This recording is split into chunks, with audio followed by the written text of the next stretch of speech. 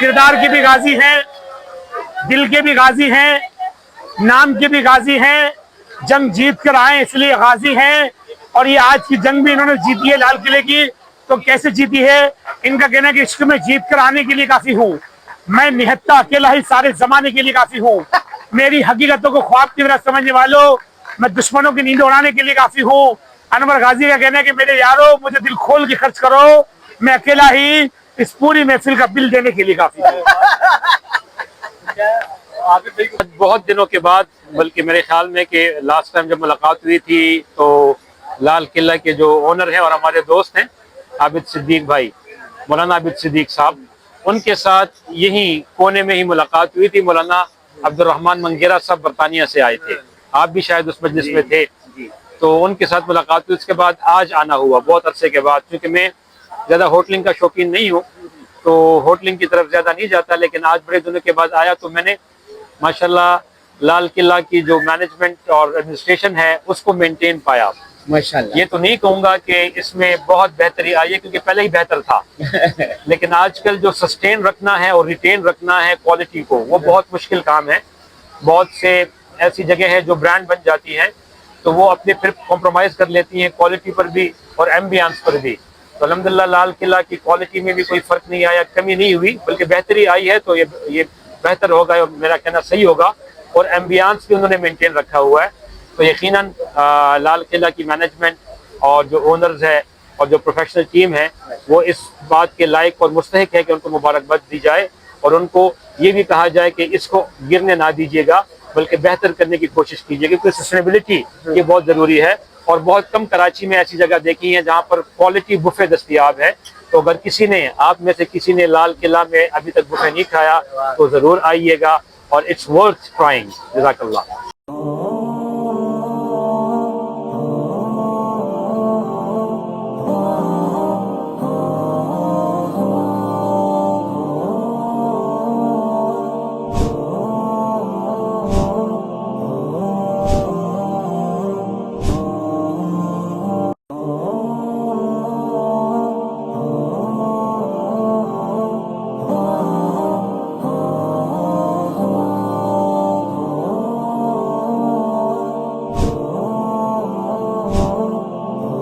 मैं लाल किला में मौजूद हूँ। लाल किले के जो मालिक हैं उनमें से एक भाई आबिद सिद्दीकी साहब भी हैं। भाई आबिद सिद्दीकी की दावत पर हम आए, हमारे दोस्त हमारे साथ हैं। तो 2 घंटे हो गए हम यहाँ बैठे हुए, हमने खाना खाया और इन्वायरमेंट देखा, गपशप की, नशिस्तें की। और ये जो है ना, यहाँ पर मुग़ल आज़म यहाँ की ख़ास चीज़ें थी। जैसे अर्तगल के मज़ार पर गए थे तो अर्तगल का लिबास पहनाया जाता है, सिंध में जाते हैं तो सिंधी अजरक पहनाई जाती है। तो यहाँ मुग़ल आज़म का लिबास पहनाया जाता है, तलवार हाथ में दी जाती है। ये भाई हैं जो बनाते हैं पूरा, तो हम बाद में बनते हैं। तो आप अगर कराची के रहने वाले नहीं हैं, कहीं बाहर के रहने वाले हैं, जब कभी कराची आएँ तो आप ज़रूर लाल किले का विज़िट कीजिएगा। लाल किले के खाने दिन ब दिन बेहतर हो रहे हैं, इन्वायरमेंट बेहतर हो रहा है। एक अरसा हो गया है लेकिन यहाँ पर बेहतरीन